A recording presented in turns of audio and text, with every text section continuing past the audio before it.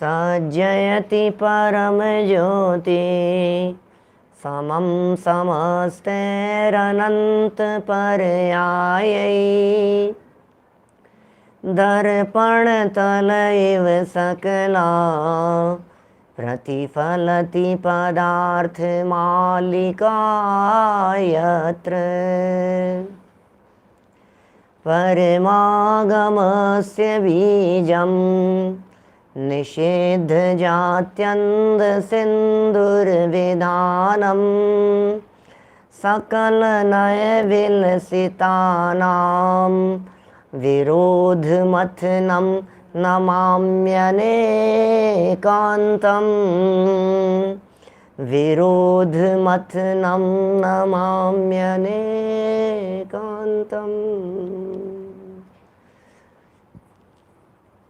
पुरुषार्थ सिद्धि उपाय नामक ये ग्रंथ है आचार्य अमृतचंद्र स्वामी की अनुपम रचना और चरणानुयोग का उत्कृष्ट ग्रंथ हमारे जीवन को, हमारी चर्याओं को सुधारने के लिए बड़ी सुंदर संक्षेप में प्रेरणाएं दी गई है। हम यहाँ 5 अणुव्रतों की चर्चा अपेक्षित विस्तार से कर चुके थे और 5 अणुव्रतों की चर्चा कर लेने के उपरांत फिर हमारे को आगे चर्चा जानने को मिली रात्रि भोजन त्याग के संदर्भ में। और एक प्रकार से आचार्य देव ने रात्रि भोजन त्याग को भी इसी में शामिल कर लिया। वह ये कहा कि भाई यदि आपको अहिंसा व्रत को दृढ़ता से पालन करना हो तो आप रात्रि भोजन का त्याग करें, क्योंकि जिस जीव के जीवन में रात्रि भोजन का त्याग नहीं होता वह जीव अहिंसा व्रत का पूरी तरह से पालन नहीं कर पाता।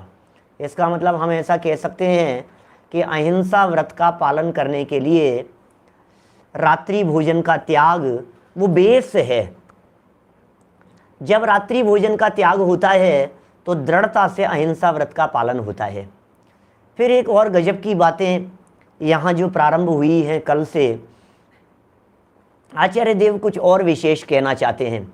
वो कह रहे हैं कि इन अणुव्रतों की रक्षा के लिए गुणव्रत और शिक्षा व्रत होते हैं, इन अणुव्रतों की दृढ़ता के लिए होते हैं, इनकी रक्षा के लिए होते हैं, इनकी सुरक्षा के लिए होते हैं, इनका विशेष प्रकार से पालन करने के लिए होते हैं। अणुव्रतों का पालन दृढ़ होने के लिए बोले आप दिग्व्रत का पालन कीजिए, आप दिग्व्रत अपनाइए, आप देशव्रत अपनाइए, आप अनर्थ दंड का त्याग कीजिए, सामायिक अपनाइए, प्रौषधोपवास कीजिए, भोगो भोग परिमाण का पालन कीजिए और वैया वृत्य का पालन कीजिए, जैसे अतिथि संविभाग कह करके पुकारा गया है। यदि आप इन 12 प्रकार के व्रतों का पालन करते हैं तो आपका जीवन निरंतर उत्तर उत्तर उज्जवल होता चला जाएगा और आपके इन 5 अणुव्रतों का पालन बहुत दृढ़ता से हो पाएगा। सुंदर चर्चाएं कल यहाँ कह दी, 7 प्रकार के शील व्रत कह दिए और 7 प्रकार के शील व्रतों के नाम आप सबको बतला दिए गए। और मैं उम्मीद करता हूँ कि ये 7 प्रकार के शील व्रतों के नाम आप सभी को याद हो गए होंगे। मुझे भरोसा है बहुत सारे लोगों को तो पहले से याद होंगे और जिन्हें याद नहीं थे उन्होंने अभी याद कर लिए होंगे। अब हम चर्चा प्रारंभ करते हैं। 7 में से 3 का ग्रुप है वो कहलाता है गुणव्रत। 3 का जो ग्रुप है वो गुणव्रत कहलाता है और बाद वाले जो 4 का ग्रुप है वो शिक्षा व्रत कहलाता है। तो 12 व्रत 3 टुकड़ों में हो गए, 5 अणुव्रत, 3 गुणव्रत, 4 शिक्षा व्रत। अणुव्रतों की चर्चा हो चुकी है, गुणव्रतों की चर्चा हम यहाँ प्रारंभ कर रहे हैं। पेज नंबर है 157। याद किए हैं, बहुत अच्छा। जिन्होंने याद किए हैं उन सबको हार्दिक शुभकामनाएं। आपका ज्ञान निर्मल होगा और ज्ञान की निर्मलता पूर्वक ज्ञानावरणी कर्म छटेगा और ज्ञान का आवरण हटेगा और आत्मदर्शन में सहूलियत होगी निश्चित तौर पर। देखिए 157 नंबर पेज, 137 नंबर का श्लोक, 3 गुणव्रतों का स्वरूप। मूल प्रकरण चल रहा है सम्यक चारित्र अधिकार। चैप्टर का नाम है सम्यक चारित्र। ये तो है मूल प्रकरण और उस सम्यक चारित्र के अंतर्गत यहाँ चर्चा चल रही है गुणव्रतों के संदर्भ में। गुजराती पुस्तकों में पेज नंबर है 109, 109 नंबर पेज। हिंदी में 157 नई पुस्तकों में। 3 गुणव्रतों में पहले का नाम है दिग्व्रत, नाम के गुणव्रत का स्वरूप कहते हैं। दिग्व्रत नाम के गुणव्रत का स्वरूप कहते हैं। प्रविधाय सुप्रसिद्धैर मर्यादां सर्वतोप्यभिज्ञानैः प्राच्यादिभ्यो दिग्भ्यः कर्तव्या विरतिर्विचलिता। क्या कह रहे हैं? अन्वयार्थ। सुप्रसिद्धई, सुप्रसिद्धई भले प्रकार प्रसिद्ध, ओहो बहुत प्रकार से जो प्रसिद्ध हैं। अभिज्ञानई है, ज्ञान, अभिज्ञान क्या? ग्राम, नदी, पर्वत आदि भिन्न भिन्न लक्षणों से जिन्हें जाना जाए। अभिज्ञान का अर्थ तो है भिन्न भिन्न लक्षणों से जानना। तो गांव को जान लिया, नदी को जान लिया, पर्वतों को जान लिया, पता लग गया हमारे को भैया ये जगह है, इस जगह से आगे इस जगह से, तो ऐसे क्षेत्रों को जाना। सर्वतः माने सभी दिशाओं में, मर्यादाम मर्यादा, प्रविधाय माने करके, प्राच्यादिभ्य पूर्वाधि, दिग्भ्य दिशाओं में, अविचलिता विरति है गमन करने की प्रतिज्ञा, कर्तव्य करनी चाहिए। क्या कह रहे हैं ये? गमन न करने की प्रतिज्ञा करनी चाहिए। पूरा सरल अर्थ पढ़ता हूं, देखिए बात समझ में आएगी आपके। भले प्रकार प्रसिद्ध ग्राम, नदी, पर्वत आदि भिन्न भिन्न लक्षणों से सभी दिशाओं में मर्यादा करके पूर्वादि दिशाओं में गमन न करने की प्रतिज्ञा करनी चाहिए। देखिए ये दिग्व्रत है, दिशाओं की मर्यादा बांध ली हमने, दिशाओं में जाने की मर्यादा बांध ली। इस दिशा में इस एरिया को क्रॉस नहीं करेंगे, इस दिशा में इस पर्वत को क्रॉस नहीं करेंगे, इस दिशा में आगे चलने पर ये बहुत विशाल नदी आती है, हम इस नदी का उल्लंघन नहीं करेंगे। इस दिशा में आगे चलने पर हमें बहुत दूर जाकर के एक समुद्र दिखता है, हम उस समुद्र को क्रॉस नहीं करेंगे। ख्याल में आ रही है बात? दिग्व्रतों की चर्चा कर रहे हैं हम यहां। दिग्व्रत माने दिशाओं संबंधी ली गई मर्यादा, व्रत माने होता है मर्यादा, दिग माने होता है दिशाएं। तो दिग्व्रत शब्द का अर्थ हुआ दिशाओं संबंधी मर्यादाएं। प्रसिद्ध क्षेत्र इसलिए कहे गए जिससे आप उसे भूले नहीं। ये जो मर्यादा है, यह मर्यादा लाइफ टाइम की मर्यादा होती है। कल हमने दिग्व्रत, देशव्रत आदि की जो अत्यंत संक्षिप्त व्याख्या आपके बीच में की थी, उसी बात को यदि मैं थोड़ा सा और आपको बताऊं तो मैं ये कह सकता हूं दिग्व्रत में जीवन भर के लिए लाइफ टाइम इस मर्यादा का उल्लंघन नहीं करेंगे। अब देखिए आप कहीं यदि आपको पर्वत नहीं दिख रहे हो, नदी नालों का पता नहीं हो, तो देश की सीमाओं को बांध सकते हैं आप। ऐसा भी तो हो सकता है। आज बहुत सारे हमारे महाव्रती लोग ऐसे हैं जो देश की सीमाओं का उल्लंघन नहीं करते। अरे बहुत सारे प्रतिमाधारी साधक ऐसे हैं। अरे क्यों बात करें हम विशेष प्रतिमाधारियों की, बहुत सारे हमारे साधारण भी इस तरह के साथी लोग हैं। क्या बहुत सारे साथी लोग ऐसे हैं जो लोग देश की सीमाओं के बाहर नहीं जाने की प्रतिज्ञा बांध चुके हैं। क्या ख्याल में आ रही है बात? बहुत सारे लोग हैं ऐसे जिन्होंने जीवन भर की मर्यादा ले रखी। कई निगाहें मेरे निगाह में, कई लोग हैं ऐसे आत्मार्थी लोग जिन्होंने प्रतिज्ञा ले रखी है, हम देश के बाहर नहीं जाएंगे, हम पासपोर्ट नहीं बनाएंगे। और ऐसा नहीं है कि वे संपन्न नहीं हो, संपन्न इतने हैं कि 50 बार पूरी दुनिया के चक्कर लगा करके आवें तो धन संपत्ति कम नहीं हो। इतनी संपन्नता होने के बावजूद भी आराधना ऐसी है कि देश के बाहर नहीं जाने की प्रतिज्ञा ले रखी है। कई नाम हैं, उनमें से हमारे प्रेमचंद जी बजाज साहब का भी एक नाम है। विदेश नहीं जाने की उन्होंने ले रखी है प्रतिज्ञा, हमें नहीं जाना विदेश। हम क्यों जाएं? सब पंच कल्याणक हो रहा है तब भी नहीं जाएंगे, कि सब बड़े शिविर का आयोजन हो रहा है कि तब भी नहीं जाएंगे। तो ये तो मैंने देश की बात कही है। हो सकता है साहब हम देश की क्या बात करें, हम आगे बड़ी मर्यादा लेना चाहें तो बड़ी मर्यादा ले लीजिए, आपको कौन मना कर रहा है। आप इस ग्लोब की मर्यादा ले लीजिए, आप भरत क्षेत्र की मर्यादा ले लीजिए। आपको ऐसा तो विकल्प नहीं है कि भरत क्षेत्र को उल्लंघन करके हम चले जाएंगे। कहाँ पे? विदेश क्षेत्र में जाने का मौका मिल गया तो पंडित जी फिर क्या करेंगे बोलो?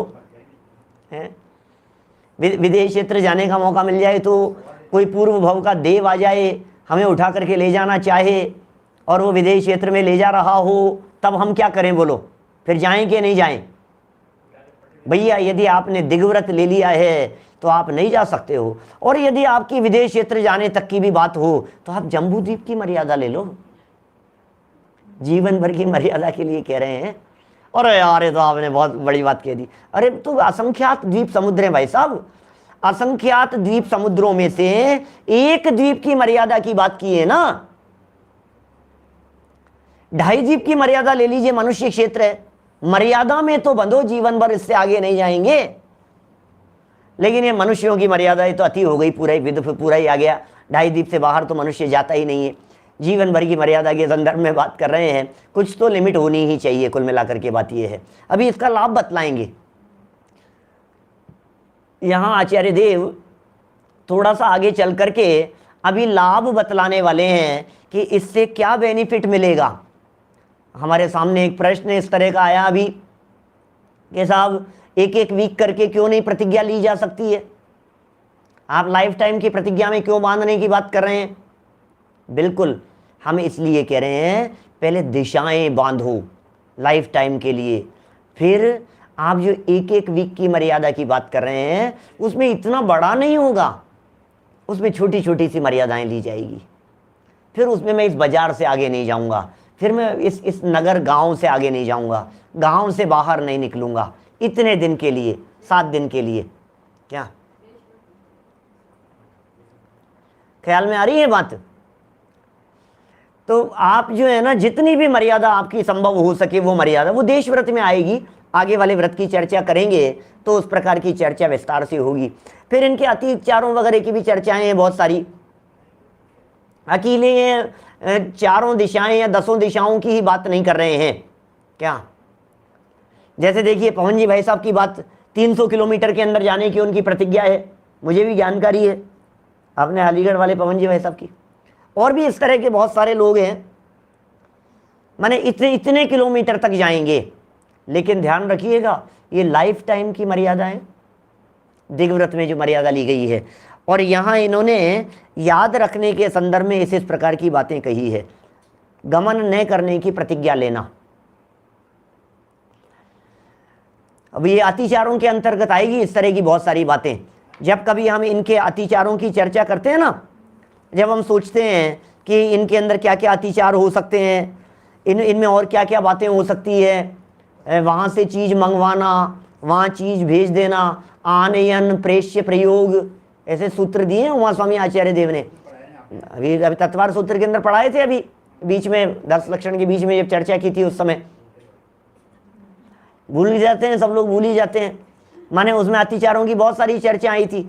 बाहर मर्यादा की हुई बाहर की चीज को मंगवाना, मर्यादा की गई बाहर चीज को भेज देना, उसमें आएगा, अतिचारों के अंतर्गत आएगा। ये सब सदोष है। लेकिन आचार्यों ने जिस समय बातें लिखी थी उस समय न तो टेलीफोन थे, न मोबाइल चलते थे, वीडियो कॉन्फ्रेंसिंग का तो सवाल ही नहीं था। आज तो परदेश में रहते हुए भी इस तरह से फीलिंग होती है जिस तरह से अपने ही पास में रह रहे हो, बोलो। और अपने नगर में, अपने पड़ोस में रहने वालों के साथ भी ये लॉकडाउन के पीरियड में तो ऐसी फीलिंग महसूस हुई जैसे किसी दूसरे देश में रह रहे हो, बोलो। 4 मकान छोड़ करके जो व्यक्ति रहते हैं उनकी भी शक्ल देखना नसीब न होवे 4-4 महीने तक, तो आपको क्या लगेगा कि पता नहीं वो कौन से देश में है, हम कौन से देश में। क्या हमने जो यहाँ दिग्व्रत के संदर्भ में बात आपके बीच में प्रारंभ की है, ये लाइफ टाइम की मर्यादा की है। देखिए नीचे पढ़ते हैं टीका क्या कह रहे हैं। सुप्रसिद्ध अभिज्ञान सर्वतः मर्यादाम प्रविधाय प्राच्या दिभ्य दिग्भ्य अविचलिता विरति ही कर्तव्य। क्या कह रहे हैं? प्रसिद्ध तथा सर्वविदित होने चाहिए। आपने मन में कोई भी सोच लिया और पता नहीं वो कहाँ था कि नहीं था कि है कि नहीं है, ऐसे दुप्पड़ में नहीं चलेगी बात। प्रसिद्ध तथा सर्वविदित महान पर्वतादि नगरादिक अथवा समुद्रादिक से सीमा बांधकर जीवन पर्यंत 4 दिशा 4 विदिशा, दिशाओं में भी विदिशाओं में भी, ठीक है ना, और ऊपर तथा नीचे ये 2 दिशाएं भी। एक्चुअल में क्या है, 10 दिशाओं की मर्यादा है ना, तो 10 दिशाओं की मर्यादा में आप ये चारों तरफ की मर्यादा तो व्यक्ति कर लेता है और ऊपर और नीचे की मर्यादा को भूल जाता है। बोलो, अभी इस तरह के प्रश्न जो मेरे सामने आ रहे हैं, जो लोग लिख रहे हैं पापा, ये प्रश्न ये कि नंदीश्वर की पूजन कर सकते हैं क्या? ऐसे चर्चाएं अपन ने जो पहले ऐसे प्रकरण चलाए थे ना अपन ने, तब भी इस तरह के प्रश्न बहुत सारे उठे थे। हमने पहले काफ़ी चर्चाएं की है इन सब विषयों के संदर्भ में, कोई प्रकरण नया नहीं है। मैंने 20 साल पहले भी लगभग ये चलाया है पुरुषार्थ सिद्धि उपाय 1999 में। तो इस तरह के प्रश्न आते हैं भाई, अब इनका तो जवाब यही है कि आप क्या प्रतिज्ञा ले रहे हैं, वही कहूँगा मैं। जो प्रतिज्ञा लेने के विधान संबंधी जो मैंने आपको 239 नंबर पेज मोक्ष मार्ग प्रकाशक का बता रखा है, उसके आधार पर आप यही समझिए, हम शरीर सहित इस एरिया से बाहर नहीं जाएंगे। ये प्रतिज्ञा है, मन की नहीं। सिमंदर भगवान की पूजन नहीं करेंगे क्या अपन? विद्यमान 20 तीर्थंकरों की पूजा नहीं करेंगे क्या? तो पूरे 2.5 द्वीप में घूम करके आ रहे हैं, और फिर तो आप 3 लोक के अकृत्रिम चैत्यालयों की पूजन करेंगे, तब तो 3 लोग घूम आए हो आप, फिर क्या करेंगे आप बतलाइए। तो इसलिए जो भी प्रतिज्ञा ली जाती है उस प्रतिज्ञा का एक मर्यादा होती है, क्राइटेरिया होता है, उसका विधि होती है, विधान होता है, किस तरह से किया जाए, बहुत विचार करके ली जानी चाहिए।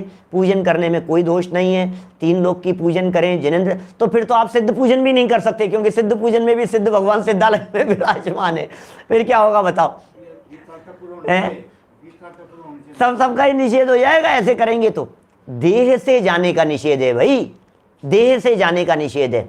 पता है, देह से जाने के निषेध की चर्चा अभी जब इसका लाभ बतलाएंगे ना अगले श्लोक के अंदर, अभी पढ़ने वाला हूं, अभी 10-15 मिनट के अंदर अंदर चर्चा आ जाएगी आपके सामने। इसमें बहुत स्पष्ट शब्दों में उन्होंने कह दिया है आगे कि वहां उसके त्याग करने से लाभ ये हुआ कि आपका जीवन बाहर के एरिया में महाव्रतों जैसे हो गया। क्या बोलिए? एक बहुत सुंदर बात सामने से लिख करके आ रही है कि प्रतिज्ञा मंदिर में लेनी चाहिए क्या? प्रतिज्ञा मंदिर में लीजिए चाहे किसी गुरु के सामने लीजिए, लेकिन आपकी प्रतिज्ञा जग जाहिर होनी चाहिए। क्या कह रहा हूं? जग जाहिर होनी चाहिए आपकी प्रतिज्ञा। आपकी प्रतिज्ञा का आपके परिवार को पता होना चाहिए। आपकी यदि कोई ऐसी बड़ी प्रतिज्ञा है तो उसका दुनिया के लोगों को भी पता होना चाहिए कि साहब घमंड नहीं है, घमंड नहीं है। हम अपनी प्रतिज्ञा के बारे में यदि किसी को बतला रहे हैं तो हम घमंड नहीं कर रहे हैं, बल्कि हम इसलिए अपनी प्रतिज्ञा के बारे में बतला रहे हैं कि कदाचित प्रतिज्ञा से विचलित होने के परिणाम आए तो कम से कम दुनिया वाले लोग हमारा हाथ पकड़ करके समझा देवें कि आपकी तो प्रतिज्ञा है, आप क्या कर रहे हो, स्वच्छंद न हो पाए। जग जाहिर होता है तो स्थितिकरण हो सकता है। सही कह रहे हैं जिग्नेश भाई, ऐसा है, इसलिए जग जाहिर की बात है। आपने प्रतिज्ञा ले ली और आपने उस प्रतिज्ञा के बारे में किसी को बताया ही नहीं, तो फिर क्या होगा? थोड़े समय बाद में अपने ही परिणाम बदल जाते हैं। यार किसी को पता तो है नहीं, अब ठीक है, इतने में क्या हो गया, अब ये तो इतना तो चल जाएगा, अब हम कौन सा कोई अपने को टोक रहा है, क्या फर्क पड़ रहा है? नहीं भैया, क्या आपने यदि अपने परिवार वालों, सबसे फर्स्ट ड्यूटी तो बनती है अपनी फैमिली मेंबर्स को बतलाइए, आप उनसे डिस्कस कीजिए। क्या मैंने यदि बाजार का खाने पीने का त्याग किया तो पहले घर में चर्चा की। मैंने यदि धर्म क्षेत्र से पैसा लेने का त्याग किया, धर्म क्षेत्र की आजीविका का त्याग किया, तो मैंने पहले घर में चर्चा की कि मैं छोड़ रहा हूं, मैं बंद कर रहा हूं, मैं त्याग कर रहा हूं इस चीज का। मैं बाजार की कचौरियां खाता था, बहुत बहुत शौक था मुझे बाजार की कचौरियां खाने का। और जिस दिन मैंने त्याग किया 10-12 साल पहले, मैंने सबसे पूछा कि मैं त्याग कर रहा हूं, मेरी भावना बन रही है इस तरह की, मुझे विरक्ति हो गई है। वह भावना तो बहुत समय से थी, था ऐसा जो भी है स्थिति। 2008 के आसपास त्याग कर दिया मैंने। तो मेरा कहने का मतलब ये है, अब यदि आपके कभी परिणाम आ जाए तो हमारे घर का व्यक्ति क्या कहेगा, क्या कर रहे हो आप। भूल से भी, भ्रम से भी यदि संभावना हो तो सामने वाला व्यक्ति तुरंत, भैया क्या कर रहे हैं आप, आपके बच्चे टोक देंगे, आपकी वाइफ टोक देगी, आपके माता पिता टोक देंगे, आपके परिवार वाले टोक देंगे, भाई साहब भैया अरे इनके तो त्याग हैं, इनके त्याग है भैया, इनका ध्यान रखना, इनका त्याग है। फिर देखो बहुत सारे लोग जो मौन से भोजन करते हैं, अब आपका मौन से भोजन करते हो उसका पता तो होना चाहिए दूसरे लोगों को। हम घमंड की बात नहीं करते। हमारे विनोद जी भाई साहब हैं विदिशा वाले, ये मौन से भोजन करते हैं, हमें मालूम है मौन से भोजन करते हैं। तो हम यदि साथ में बैठे हैं तो हमारी जिम्मेदारी बनती है कि हम ध्यान रखें वे क्या ले रहे हैं, क्या खा रहे हैं। ये सारी बातें इसलिए पता होनी चाहिए। देखो यहाँ जो बातें कही है इन्होंने, इस प्रकार जो प्रतिज्ञाएं ले ली हैं, इन सारी प्रतिज्ञाओं में शरीर संबंधी बात को समझना चाहिए कि देह सहित हम इस मर्यादा का उल्लंघन नहीं करेंगे।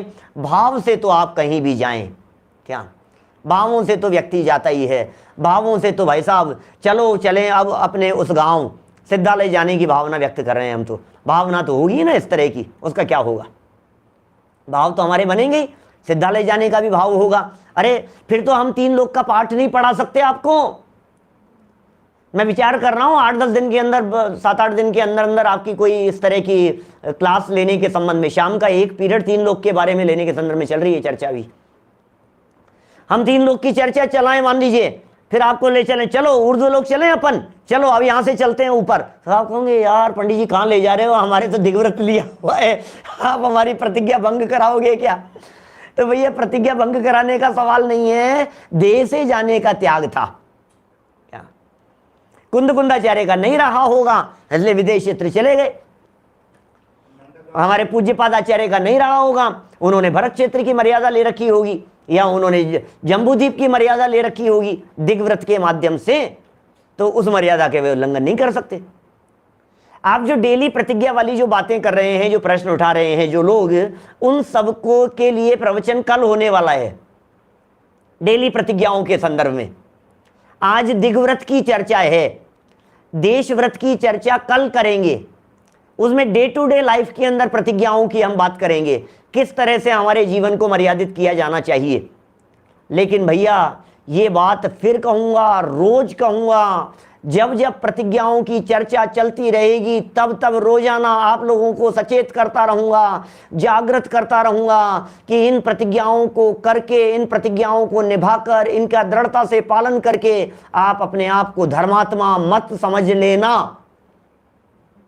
क्या ये बराबर समझना, क्षीर नीर विवेक की तरह बिल्कुल अपने दिमाग में 2 टूक ये बात होनी चाहिए, इन सब क्रियाओं का पालन करते हुए भी इनमें धर्म नहीं है।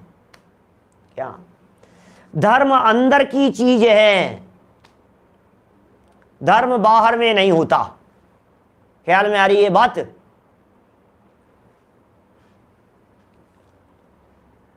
बोलो क्या कह रहे हैं। देखिए साहब ये कह रहे हैं कि किसी ने प्रतिज्ञा ले ली, फिर उसके बाद में वो सारे समाज के बीच में ले ली, फिर उनका नहीं किया, तो फिर क्या हुआ, फिर सारे समाज ने कहा ही होगा ना, उनको टोका ही होगा ना, यही हुआ होगा कि साहब आपने प्रतिज्ञा ले ली थी, आपने निभाई नहीं। बहुत तरह की बातें हैं इस तरह की, चलिए किसी और की बात नहीं करें, अपन तो अपनी बात करें, क्योंकि जिनवाणी किसी और के लिए नहीं, मेरे लिए लिखी गई है। जिनवाणी के पढ़ने वाले श्रोता के लिए पहली शर्त यह है, हमेशा इस विचार पूर्वक जिनवाणी को पढ़े कि ये जिनवाणी की चर्चाएं तो मेरे लिए लिखी गई है, ये तो मेरे भाग्य से लिखी गई है।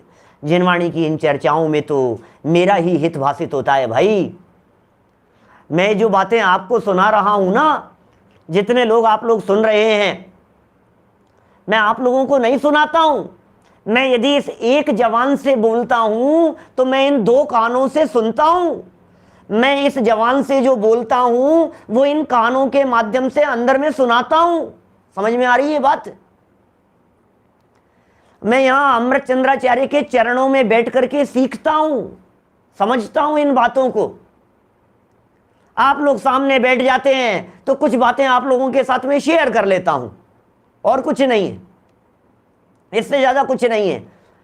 भावना सिर्फ और सिर्फ आत्म कल्याण की है, इसके अलावा और कुछ नहीं। आत्मार्थी की एक ही भावना होनी चाहिए। शास्त्र का पठन पाठन किसी दूसरे की गलतियां निकालने के लिए नहीं है, दूसरों के दोष देखने के लिए नहीं है। यदि हमारे में इस प्रकार की कोई गलती कमी हो तो अपने दोष निकाल लेना। 267 नंबर पेज, मोक्ष मार्ग प्रकाशक, 267 नंबर पेज। औरों के दोष देख देख कर कशाई नहीं होना, और यदि अपने में किसी प्रकार की कोई दोष कमी हो तो निकाल लेना, बस। तो सारी बातें सब अपने लिए। मेरा जीवन किस प्रकार से निर्मल हो सकता है? सब साथी हैं हम लोग, साधर्मी हैं, सब साथ में मिलकर के चर्चा कर रहे हैं। अपन अमृतचंद्राचार्य हमारे माथे पर बैठे हुए हैं, टोडरमल जी अमृतचंद्राचार्य की बातों को खोल करके बता रहे हैं, पढ़ रहे हैं इस चीज को। दिशा निर्देश तो जिनवाणी करेगी ना हमारे को, जिनवाणी दिशा निर्देश दे रही है हमारे को। देखिए क्या कह रही है जिनवाणी। टीका में हिंदी की पंक्तियां पढ़ रहा हूं। प्रसिद्ध तथा सर्वविदित महान पर्वतादि, नगरादिक अथवा समुद्रादिक से सीमा बांधकर जीवन पर्यंत, लाइफ टाइम, शब्द पॉइंट टू बी नोटेड, बिल्कुल नोट कर लीजिए। दिग्व्रत के लिए पहली शर्त है जीवन भर के लिए होना चाहिए, लाइफ टाइम के लिए होना चाहिए, इसके बिना दिग्व्रत नहीं हो सकता। जीवन पर्यंत, 4 दिशा 4 विदिशा, और ऊपर तथा नीचे, यहां से बात अपने बीच में दूसरी तरफ घूम गई थी। ऊपर की भी मर्यादा होनी चाहिए। ये भी नीचे और 2-3 लाइन नीचे इन्होंने बात कह दी है। हवाई जहाज में सफर करते हैं सब लोग, कितनी ऊंचाई तक उड़ता है बोलो? 36,000 फीट की ऊंचाई पर उड़ रहा है, 40,000 फीट की ऊंचाई पर उड़ रहा है। आप 40 किलोमीटर की प्रतिज्ञा ले लीजिए, कितने फीट की ऊंचाई पर उड़ेगा? 25 किलोमीटर की ले लीजिए, 40 किलोमीटर की ले लीजिए, 100 किलोमीटर की मर्यादा ले लीजिए, उसके ऊपर हम नहीं उड़ेंगे। नेशनल फ्लाइटें कम उड़ती हैं कम ऊंचाई पर, इंटरनेशनल फ्लाइट्स जो होती है, जो लंबी दूरी की होती हैं, वे ज्यादा ऊंचाई पर उड़ती है ना। हम तो इतना अप्रयोजन बुद्ध जानते हैं इसलिए याद नहीं करते, लेकिन रोजाना घोषणा करते हैं ना, ये आप इतनी ऊंचाई पर उड़ रहे हैं, आप इतनी ऊंचाई पर उड़ रहे हैं, तो सब रोजाना सुनते ही, आए दिन जब जी जाते हैं तो सुनते ही हैं इस तरह की बातें। तो इनसे ऊपर और नीचे, नीचे कितना नीचे तक जा सकते हैं आप, उसकी मर्यादा ले लीजिए। जीवन भर की होगी लेकिन वो मर्यादा। अब वो जीवन भर की मर्यादा कितने नीचे की हो सकती है? तलघर में चले जाएंगे, 7 तलघर नीचे चले जाएंगे, एक नीचे बेसमेंट, फिर उसके नीचे उसके नीचे उसके 7 मंजिल नीचे चले गए। कुओं की बावड़ियां और गहराई हो सकती है, और नीचे चले जाओ, समुद्रों की गहराइयों तक की तो मर्यादा ली जा सकती है। समुद्र की गहराई के नीचे नहीं उतरेंगे जीते जी, इतनी तो मर्यादा हो सकती है। अभी इस मर्यादा से होने वाला लाभ बताएंगे आगे बढ़ करके। ये कह रहे हैं इस प्रकार 10 दिशाओं में जाने की प्रतिज्ञा कर लेनी चाहिए। तत्पश्चात उस बांधी हुई मर्यादा से बाहर जीवन भर, लाइफ टाइम, न जाने को दिग्व्रत कहते हैं। ये तो दिग्व्रत की परिभाषा है भाई साहब। यहां पर्वत इत्यादि अथवा, देखिए, क्योंकि आचार्य देव ने ऊपर जो शब्दों के प्रयोग किए हैं उससे पर्वतादिक निकलता है, टीकाकार व्याख्याकार हैं उनसे पर्वतादिक निकलती है बात। उन्होंने इसलिए पर्वताधिक की बात कही क्योंकि उनको कल्पना भी नहीं थी कि इस तरह के वायुयान वगैरह चलेंगे, तो उससे ऊपर जाने की बात नहीं की उन्होंने। तो आप इसके साथ में अथवा हवाई जहाज में बैठकर ऊपर जाने की अपेक्षा ऊर्ध्व दिशा का और कुआं या समुद्र आदि में घुसने की अपेक्षा अधो दिशा का ग्रहण किया गया है। माने ऊपर भी चढ़ते हैं आप, शिखर जी के पहाड़ पर चले गए, गिरनार जी के पहाड़ पर चले गए हैं, एवरेस्ट पर चढ़ गए आप। एवरेस्ट पर चढ़ते हैं, बहुत सारे लोग जाते हैं चढ़ने के लिए, तो कितनी ऊंचाई तक चढ़ेंगे? एक पैदल चढ़ने की बात और एक विमान के माध्यम से बात। मैं समझता हूं 50 किलोमीटर के आसपास की ऊपर की हाइट की मर्यादा ले लेनी चाहिए अपने को। 50 किलोमीटर से ऊपर नहीं जाएंगे अपन, लेकिन उसमें आपको ये सोचना पड़ेगा कि फिर आप मंगल के ऊपर बुकिंग तो नहीं करा रहे हैं क्या? फिर कहीं ऐसा तो नहीं है हमारे वो जो हीरो मर गया ना आत्महत्या करके, आत्महत्या की हत्या करके जो भी हुआ उसके साथ में सुशांत सिंह राजपूत, उसका चंद्रमा के ऊपर फ्लैट था, प्लॉट कटा हुआ था उसका चंद्रमा के ऊपर जाने की तैयारी, कब जाएंगे कब होगी व्यवस्था, लेकिन उसकी बुकिंग थी वहां की। तो आप लोग फिर यदि 50-60 किलोमीटर के आसपास की मर्यादा ले लेते हैं तो फिर चांद की बुकिंग नहीं करा पाएंगे। ये सोच समझ करके लीजिएगा निर्णय, ये सबका व्यक्तिगत है। मैं इसलिए कह रहा हूं आप जितना सोच समझ करके, कितनी हाइट तक जाती है फ्लाइट्स वगैरह, कितनी हाइट तक जाती हैं, समुद्र कितनी गहराई तक है, कहां तक हो सकता है, वो सब सोचिए। ये हमारे योगेश जी हैं एडवोकेट साहब, आज दिन में भी इन्होंने कोई बहुत अच्छी सूचना दी थी, जानकारी, विशेष जानकारियां हैं इनके पास में। ये बतला रहे हैं 8000 मीटर तक की गहराई है समुद्र की गहराई, तो आप उतना ले लीजिए। मेरा कहने का मतलब ये है कि न तो मंगल के ऊपर जा सकता है वर्तमान में कोई प्राणी, न चंद्रमा के ऊपर कोई व्यक्ति जा सकता है, ये तो आगम है, ठीक है ना। लेकिन आपने फिजिकल जाने की भावना व्यक्त की, ग्रहों पर जाने की भावना व्यक्त की, और वर्तमान में चल रहे षड्यंत्र कहूंगा मैं तो इस चीज को, इस पूरे षड्यंत्र का साथ देते हुए आपने वहां बुकिंग करा ली, पैसे जमा करा दिए, हम भी जाएंगे 6 महीने ऊपर रह करके आएंगे, वहां रह करके आएंगे, ये करेंगे। उन सब के निषेध की तरफ से बात कर रहा हूं। चलिए कोई बात नहीं, अरे कितना भी रखो, मैं तो ये कहना चाह रहा हूं आपको 343 घन राजू प्रमाण, क्या बोलो, 343 घन राजू प्रमाण पूरे लोक का एरिया है। कि साहब ये काई की जबरदस्ती की बातें लेकर के बैठ गए पंडित जी यार, आप भी यार, और आचार्य देव ने भी ये सारी बातें क्या लिखी हैं, ये कौन सी बातें लिख दी है, ये मत जाओ और वो मत जाओ, और कौन कहां जा रहा है। गांव में रहने वाले हमारे साथी साधर्मी लोग देश गांव छोड़ करके नगर तक तो आते नहीं है, नगर छोड़ करके प्रांत छोड़ करके बाहर तो निकलते नहीं है, कभी जिंदगी में बंबई तो गए नहीं है, देश छोड़ करके बाहर जाने की संभावना कभी दिखती नहीं है। फिर काय को नहीं लेते हो आप मर्यादा, उपलब्ध दुनिया की मर्यादा ले लो, और क्या करोगे इससे ज्यादा। मौका मिल जाए आपको, अभी लंदन पंचकल्याणक में बहुत सारे लोग चले गए थे, फिनिक्स पंचकल्याणक के अंदर बहुत सारे लोग चले गए थे, अभी टोरंटो के अंदर ब्रैम्पटन में प्रतिष्ठा करवा करके आए तो वहां बहुत सारे लोग चले गए थे अपने साधर्मी, तो चले जाएंगे साहब। बेटा ही वहां चले जाए साहब, वहां जाकर के बस जाए तो क्या करें, जीवन भर के लिए वहीं जाकर के बसना पड़ जाए तो क्या होगा। अभी हमारे एक साधर्मी है, कल मेरे पास में फोन आया ऑस्ट्रेलिया से, अपने उदयपुर के मुमुक्षु हैं, ऑस्ट्रेलिया जाकर के बस गए, वहां जाकर के 5-6 महीने से, बोले बेटा यहीं रहने लग गया, अब जिंदगी भर के लिए यहीं रह जाएंगे। तो आप मंदिर और साधर्मियों के कोई नंबर दे दो। तो मेरा कहने का मतलब ये है, तो आपका बेटा वहां रहने लग गया और आपने आज मर्यादा ले ली और फिर आपको वहां जाना पड़ गया, तो आप सोच समझ करके, माने प्रतिज्ञा लेने संबंधी जो दिशा निर्देश टोडरमल जी साहब ने दिए हैं वो बिल्कुल अनुकरणीय हैं, 100% फॉलो करने योग्य हैं।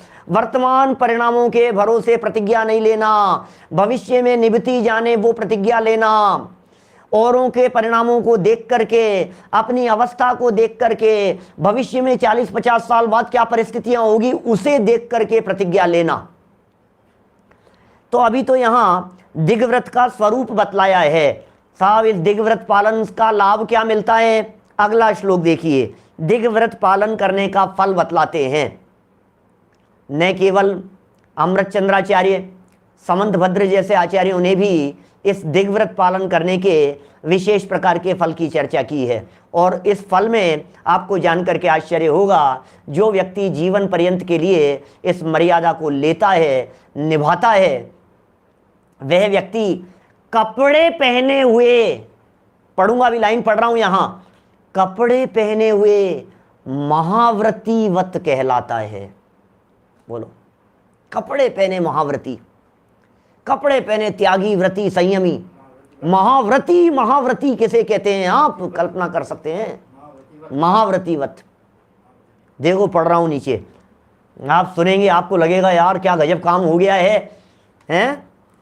देखिए, इति नियमित दिग्भागे प्रवर्तते यस्ततो बहिस्तस्य सकला संयम विरहाद भवत्य हिंसा व्रतम पूर्णम। क्या कह रहे हैं?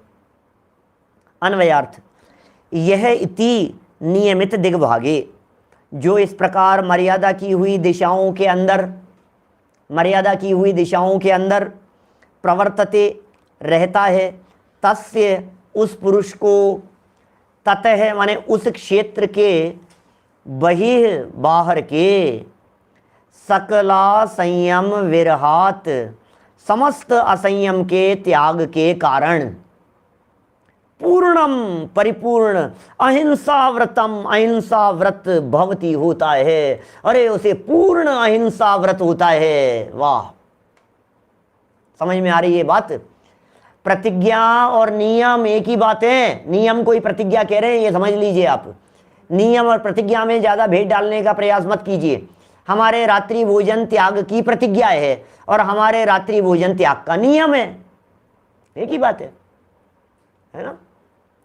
हमने रात्रि भोजन का त्याग कर दिया, नियम ले लिया हमने ऐसा कि हम रात्रि भोजन नहीं करेंगे, हमने प्रतिज्ञा ले ली। तो प्रतिज्ञा कहें या नियम कहें, यहां तो गजब की बात जो कही गई है, वो बात इतनी गजब की है कि बाहर के सकल संयम के कारण, अभी मैं इसको खोलूंगा, देखो 2-5 मिनट 10 मिनट में, बाहर का सकल संयम होने के कारण वो अहिंसा का महाव्रत हो गया। दिग्व्रत में महाव्रती व्रत कहा है। देखो अभी पढ़ता हूं, पूरा पढ़ देता हूं पहले, फिर सिर्फ चर्चा करूंगा मैं 5-10 मिनट जो भी समय बचा है। यह पुरुष है, इति नियमित दिग्भागे प्रवर्तते तस्य ततः बहिः सकला संयम विरहात पूर्णम अहिंसा व्रतम भवति। पूर्णम अहिंसा व्रतम भवति। पूर्णम अहिंसा व्रतम, अहिंसा अणुव्रत जो था वो क्या था? अल्प अहिंसा व्रत था। अणु माने छोटा, हमने अहिंसा व्रत ले लिया। तो अहिंसा व्रत कितना लिया? छोटे छोटे एरिया के अंदर हमने इतने इतने मर्यादा में हमने अहिंसा, त्रस हिंसा का हमने त्याग कर दिया, अणुव्रती हो गए। अब महाव्रती क्या होता है? महाव्रती माने पूर्ण रूप से पालन करने वाला, 100% अहिंसा का पालन करने वाला, वो अहिंसा महाव्रती कहलाएगा। अकेला अहिंसा नहीं, यहां तो अहिंसा की चर्चा की है। मैं आपको बतलाऊं, समंतभद्र जैसे आचार्यों ने पूरे 5 महाव्रत सिद्ध कर दिए। 5 महाव्रत घर में रहते हुए। क्या? और पता है क्या किया? वो कैसे सिद्ध किए उन्होंने? यहां भी वही पंक्तियां हैं, पहले बोल देता हूं, पढ़ लेंगे जो भी है। पता है क्या कहा उन्होंने? आचार्य देव ने ये कहा कि जब मैंने भारत के बाहर जाने का त्याग कर दिया, क्या? भारत की सीमा के बाहर जाने का त्याग कर दिया। उदाहरण दे रहा हूं मैं, मेरे त्याग नहीं है भारत के बाहर जाने के, जाता ही हूं मैं तो सब जगह, साल में 3 महीना बाहर रहता हूं। तो मेरा कहने का मतलब भारत की मर्यादा के ले लिया हमने। तो अभी जो भारत की मर्यादा के बाहर किसी जीव की हिंसा हो गई, तो बोलो मेरे द्वारा हुई होगी क्या? बोलो, कोर्ट में केस चलते हैं ना, जैसे अपराधियों के संदर्भ में, हत्यारों के संदर्भ में, वो हत्यारे लोग क्या सिद्ध कर देते हैं? ये सिद्ध कर देते हैं, जिस दिन यहां हत्या हुई उस दिन तो मैं नगर में था ही नहीं, बंबई में हत्या हुई उस दिन तो मैं जयपुर आया हुआ था। अब बोलो अब क्या करूं? वो प्रूव कर देवे, ये मेरा टिकट है, इतनी तारीख को मैं जयपुर गया था, 3 तारीख को जयपुर गया था, 15 तारीख को जयपुर से, 7 तारीख को जयपुर से लौट करके आया हूं, ये मेरा रिटर्न टिकट है, और हत्या हुई है 5 तारीख को। 3 को गया था, 7 को आया हूं, इसका मतलब 3 से 7 तक मैं जयपुर में था, हत्या हुई है 5 तारीख को। तो कोर्ट उस बात को प्रामाणिक मानती है, हाँ भैया ये वहां थे ही नहीं, तो हत्या ये कैसे कर सकते हैं? प्रैक्टिकल बात है बिल्कुल। जिस एरिया में मैं था ही नहीं, उस एरिया में होने वाली हिंसा से मैं 100% विरक्त हूं, 100%। यदि मेरा भारत क्षेत्र के बाहर जाने का त्याग है, तो विदेश क्षेत्र में किसी का मर्डर हो गया हो तो उसके निमित्त रूप में भी मैं नहीं हूं। 100% मेरी मर्यादा के बाहर जितनी हिंसा हो रही है, मेरी मर्यादा के बाहर जितनी हत्याएं हो रही है, मेरी मर्यादा के बाहर जितने जीव मर रहे हैं, उन सब के मरने से मेरा दूर दूर तक का संबंध नहीं है। इसलिए मर्यादा के बाहर वाले एरिया की अपेक्षा समझना भैया, जो मर्यादा बांधी है उस मर्यादा के बाहर वाले एरिया की अपेक्षा ये महाव्रती है, अहिंसा महाव्रत सिद्ध होता है पूर्ण रूप से। ये कहना चाह रहे हैं, है ना गजब की बात। देखो पढ़ देता हूं। जो मनुष्य इस भांति मर्यादित 10 दिशाओं के क्षेत्र के अंदर ही अपना सारा कार्य करता है, मर्यादित क्षेत्र, मर्यादित एरिया उसका, उस एरिया के अंदर ही 10 दिशाओं संबंधी अपना सारा कार्य करता है, उसको उन क्षेत्रों से बाहर, क्षेत्र से बाहर, मर्यादा के बाहर समस्त ही असंयम का त्याग होने के कारण, मर्यादा के बाहर असंयम का त्याग हो गया, मर्यादा के बाहर यदि किसी की इज्जत के साथ खिलवाड़ किया गया, हमारा कुछ लेना देना नहीं है। मर्यादा के बाहर यदि कहीं चोरी हो गई, उससे हमारा कुछ लेना देना नहीं है। मर्यादा के बाहर का मतलब, मर्यादा के बाहर का मतलब, अब आप कहेंगे साहब मर्यादा के बाहर कोई मतलब ही नहीं है। अरे मतलब क्या नहीं है, मर्यादा ले ली अपने आप में यही संयम है क्या?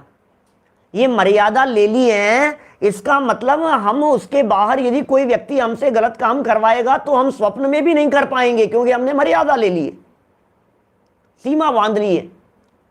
ये सब सीमा बांध लेने का चमत्कार है भाई साहब, किसी भी चीज के संदर्भ में। आगे कंटिन्यू ये जो व्रतों संबंधी प्रकरण चलेगा, ये जो आज पॉइंट दिया है, ये पॉइंट ही लगातार फॉलो करते रहेंगे इस मर्यादा वाले प्रकरण में। ये आखिर कहीं ना कहीं आकर के बंधे तो सही, हम स्वच्छंदी तो नहीं है, खुला तो नहीं छोड़ रखा है। विवाह परंपरा भी तो इसीलिए है, मर्यादा में बांधने के लिए। दुनिया भर के अंदर जहां जहां अपने चरणानुयोग की व्यवस्थाएं हैं, वो सब सीमित करने के लिए है। देखिए वापस, जो मनुष्य इस भांति मर्यादित 10 दिशाओं के क्षेत्र के अंदर ही अपना सारा कार्य करता है, उसको उन क्षेत्रों से बाहर समस्त ही असंयम का त्याग होने के कारण संपूर्ण अहिंसा महाव्रत, लो संपूर्ण अहिंसा व्रत, इट मीन्स महाव्रत पल जाता है, पल जाता है, महाव्रत पल जाता है। अतः दिग्व्रत पालन करने से अहिंसा व्रत पुष्ट होता है। क्या सिद्ध कर दिया? बात क्या चल रही थी, हेडिंग क्या था? कल 135 नंबर के श्लोक में क्या बात कही गई थी? उस 135 नंबर के श्लोक में ये कहा था कि जो 7 प्रकार के व्रत कह रहे हैं, ये 7 प्रकार के व्रत हमारे 5 अणुव्रतों की सुरक्षा के लिए हैं, अणुव्रतों की सुरक्षा के लिए हैं, महाव्रत की प्रेरणा देते हैं, महाव्रतों की शिक्षा प्रदान करते हैं, उसके लिए हैं ये सारे के सारे व्रत। तो महाव्रती, देखो भाई, अपेक्षा से ही महाव्रती समझना, कपड़े पहने पहने कोई महाव्रती होता नहीं है। क्या घर बार परिग्रह को रखते हुए, बीवी बच्चों परिवार के साथ में रहते हुए कोई महाव्रती होता नहीं है। इस गलत फहमी में मत आ जाना, भैया हमने तो दिग्व्रत ले लिया तो हम तो महाव्रती हो गए। ए भैया, कहाँ महाव्रती हो गए? दिग्व्रत में महाव्रती हो गए आप? ये दिग्व्रत, देशव्रत, ये तो श्रावकों के व्रत हैं, महाव्रतियों के थोड़ी ने हैं। तो कोई अपने आप को कोई महाव्रती मत समझ लेना। ये तो आचार्य देव दिग्व्रत देशव्रत आदि की महिमा बतलाने के लिए मर्यादा के बाहर के एरिया वाले की अपेक्षा से उन्हें महाव्रती वत संबोधित कर रहे हैं। क्या ख्याल में आ रही है बात? तो बस वही बात है कि वो महाव्रत अहिंसा महाव्रत पुष्ट हो जाता है इस दिग्व्रत के पालन में। इसलिए कीजिए शक्ति प्रमाण, इस बात का अनुसरण करते हुए, इस बात का पालन करते हुए, इस बात में सावधानी रखते हुए हमें अपनी भूमिका अनुसार यथासंभव त्याग की भावना भानी चाहिए। लेकिन ये त्याग की भावना मात्र ही है। सच्चे अर्थों में तो जो गुणव्रत है ये पंचम गुण स्थान के बिना होते नहीं हैं, क्योंकि प्रतिमाधारी श्रावक है ना, दूसरी प्रतिमाधारी है ना। तो वास्तव में तो इनकी स्थिति दूसरी प्रतिमा के काल में होगी, हम तो उसकी नकल कर रहे हैं। बोलो, छोटा बच्चा जिस तरह से घर में नकल करता है, कभी टीचर की नकल करता है, कभी पुलिस वाले की नकल करता है, कभी किसी की नकल करता है, खेल खेलता है, फॉलो करने की कोशिश करता है। तो कोई बात नहीं, न सही असली लेकिन नकली ही सही, एक बार प्रैक्टिस के तौर पर इन बातों का पालन करने का प्रयत्न तो करना चाहिए। इनसे जीवन मर्यादित होता है, व्यर्थ के संकल्प विकल्पों से बचते हैं। अरे भाई, जब हमने भारत के बाहर जाने की मर्यादा ले ली कि नहीं जाएंगे, तो भारत के बाहर होने वाले आयोजन संबंधी जितने संकल्प विकल्प हैं, जितने आडंबर हैं, जितने आरंभादिक हैं, उन सारे संकल्प विकल्पों से तो बच गए। अभी देशव्रत के अंदर हम ये कह देंगे कि साहब 10 लक्षण पर्व चल रहा है, अष्टानिका चल रही है, इसके बाहर नहीं जाएंगे, हम घर से बाहर नहीं निकलेंगे भैया, हम तो दर्शन करने मंदिर और घर दो के अलावा तीसरे स्थान पर हमारे को जाना नहीं है। अब बोलो सब्जी लाने का विकल्प आएगा क्या आपको? खेल ही खत्म हो गया जब मर्यादा ले ली। तो कितने संकल्प विकल्पों से बच गए। ये सारे संकल्प विकल्प खोटे संकल्प विकल्पों से बचाकर आराधना का मार्ग प्रशस्त करते हैं, इसलिए जिनवाणी में इन्हें स्थान दिया गया है।